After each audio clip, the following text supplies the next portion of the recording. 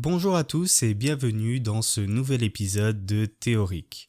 Aujourd'hui on va parler d'une des théories les plus populaires sur Rick et Morty, peut-être celle qui fait le plus débat entre les fans, celle qui consiste à dire que Rick et Morty seraient la même personne. Cette théorie a énormément de variantes et la plupart de ces variantes comportent bien évidemment des histoires de voyage dans le temps. Je vais vous raconter deux versions de la théorie, deux versions que j'ai un petit peu adaptées à ma sauce parce que de base, la théorie comporte quelques zones d'ombre qu'il faut remplir pour faire une théorie vraiment complète. Alors autant que je le fasse à ma sauce plutôt que de bêtement recopier la théorie de quelqu'un d'autre. Commençons donc par ma première version, une version que j'ai appelée la théorie du faux Rick.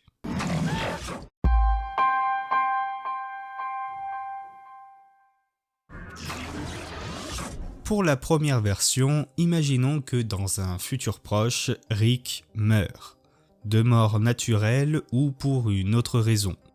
Morty pourrait alors hériter de son matériel. Rick dit à plusieurs reprises dans la série qu'il déteste le voyage dans le temps, et la plupart du temps, il évite de le pratiquer. Mais Morty, lui, pourrait être tenté de s'y essayer, surtout maintenant que Rick n'est plus là. Mais Morty n'est pas censé être assez intelligent pour inventer une machine à voyager dans le temps. À partir de là, il y a deux possibilités. Soit en grandissant, Morty développe le même attrait pour les sciences que son grand-père et se révèle étonnamment doué, ce qui voudrait dire que Morty est aussi intelligent que Rick depuis le début, et ça c'est déjà une théorie à part entière. Mais personnellement, je n'y crois pas trop. Je pense effectivement que Morty est très intelligent, mais pas qu'il soit spécialement doué en sciences. Mais ça je le développerai dans une autre vidéo qui parlera exclusivement du personnage de Morty. La deuxième possibilité, c'est que Morty ait eu recours aux méga-graines.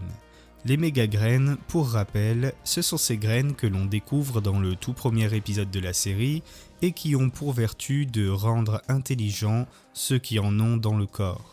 J'ai déjà fait une théorie sur ce sujet et c'était d'ailleurs ma toute première vidéo sur Rick et Morty. Si Morty a hérité du pistoportail de Rick, alors il a effectivement pu se rendre dans la dimension des méga-graines pour aller en récupérer et accéder ainsi à l'intelligence de Rick. Morty peut alors inventer une machine à voyager dans le temps, et il passera une grande partie de sa vie à voyager à travers le temps et à travers les dimensions, tout en cultivant les méga-graines afin de conserver son intelligence. Et cultiver les méga-graines, c'est d'ailleurs ce que font les Rick de la Citadelle. Morty est alors l'être le plus intelligent du monde et il peut voyager à sa guise à travers le temps et les dimensions. Si quelque chose lui déplaît dans ce monde, alors il le change. Mais plus le temps passe, plus Morty finit par se lasser de cette toute-puissance. Il devient de plus en plus cynique et de plus en plus convaincu que la vie n'a pas de sens. Il devient de plus en plus comme Rick. Un jour, Morty décide de retourner dans le passé et de retrouver Rick. Mais il se rend compte de quelque chose d'étonnant. Le véritable Rick s'est en fait suicidé après la disparition de Diane, laissant Bess orpheline. Morty réalise alors que le grand-père qu'il avait connu lorsqu'il était adolescent n'était autre que lui-même. Il décide alors de prendre l'apparence de Rick et de se faire passer pour lui afin que Bess ne se retrouve pas seule. Mais il se rend compte que sa personnalité cynique et dépressive ne fait pas vraiment de lui un bon père. Il décide donc de partir pendant l'enfance de Bess et de ne revenir que bien plus tard alors qu'un nouveau Morty est né et qu'il est adolescent. S'il part à l'aventure avec le Morty adolescent, c'est pour lui apprendre à survivre dans l'immensité de l'univers.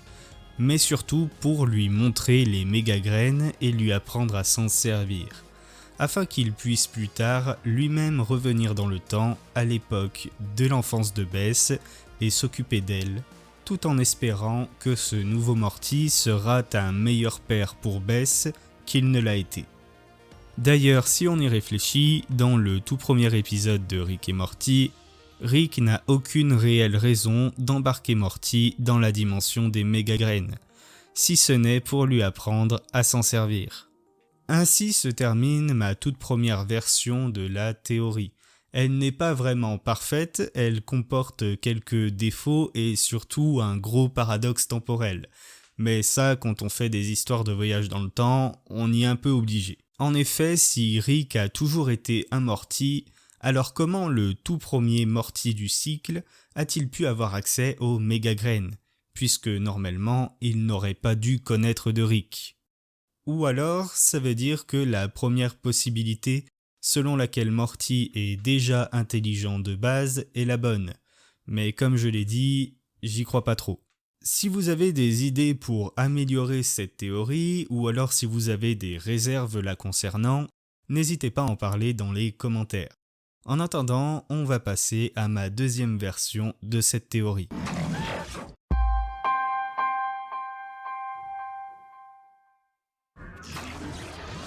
Cette deuxième version commence en fait un petit peu comme la première. Après la mort de Rick, Morty décide d'aller récupérer des méga-graines et invente une machine à voyager dans le temps. Mais au lieu de devenir cynique, il rencontre une femme lors de l'un de ses voyages. Cette femme se prénomme Diane, comme sa propre grand-mère qu'il n'a jamais connue. Il en tombe amoureux et décide de ne plus voyager dans le temps pour pouvoir rester avec Diane et entamer une relation amoureuse. Quelque temps plus tard, Diane donne naissance à une fille, et Morty choisit de l'appeler Bess en hommage à sa mère. Bess grandit, puis un jour, Morty réalise que sa fille et sa mère sont en fait la même personne, et que lui-même est en train de devenir son propre grand-père. Diane finit par apprendre la vérité et n'arrive pas à la supporter. Elle décide de se donner la mort. Morty se retrouve seul à devoir élever Bess. Résolu à l'idée d'être son propre grand-père, il prend à son tour le nom de Rick Sanchez. Mais ne pouvant plus supporter cette situation, il finit par abandonner Bess. Il ne reviendra que beaucoup plus tard afin de rencontrer le nouveau Morty et essayer de le convaincre que le voyage dans le temps ça craint pour que le cycle ne se répète pas.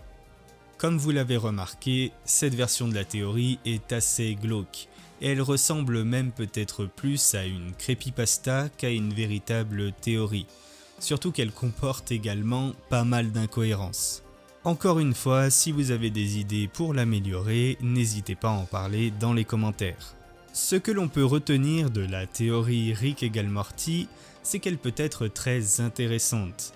Car si elle était confirmée, cela voudrait dire que nous ne suivons depuis le début qu'un seul et même personnage. Une version vieille et une version jeune. Une version froide et cynique et une version innocente et naïve. La série nous raconterait depuis le début comment Morty est en train de devenir Rick. Et il est vrai que depuis la saison 1, le personnage de Morty a pas mal évolué dans ce sens. En plus, les deux personnages ont déjà pas mal de points communs. Tout d'abord, en version originale, ils sont joués par le même acteur vocal, Justin Roiland, l'un des co-créateurs de la série. Dans l'épisode 1 de la saison 3, Rick dit lui-même qu'avant il portait des pantalons bleus, ce qui correspond bien aux pantalons que porte Morty. Moi-même, j'avoue avoir remarqué quelques ressemblances entre les deux personnages, notamment au niveau de leur goût. Tous les deux adorent glander devant le câble interdimensionnel, tous les deux sont accros à Minecraft et tous les deux sont attirés par les femmes rousses. Néanmoins, cette théorie est très difficile à rendre cohérente, et l'utilisation du voyage dans le temps, clairement, ça n'aide pas. D'ailleurs, je crois savoir que les créateurs de la série sont plutôt d'accord avec moi sur ce dernier point. En plus de ça, j'ai quand même remarqué quelques détails qui ne vont pas dans le sens de la théorie. Par exemple, il y a un truc qui me gêne dans l'épisode avec Unity. À un moment, Rick demande à Unity de rassembler tous les hommes qui ressemblent de près ou de loin à son père, puis tous ces hommes sont censés l'encourager pendant qu'il couche avec Unity. Cela montre bien que Rick a besoin de la reconnaissance de son père, même encore aujourd'hui. Et pourtant, ce n'est pas du tout la relation qu'il entretient avec Jerry. Et ce n'est même pas la relation que Morty entretient avec son père. C'est même plutôt Jerry qui cherche la reconnaissance de ses enfants.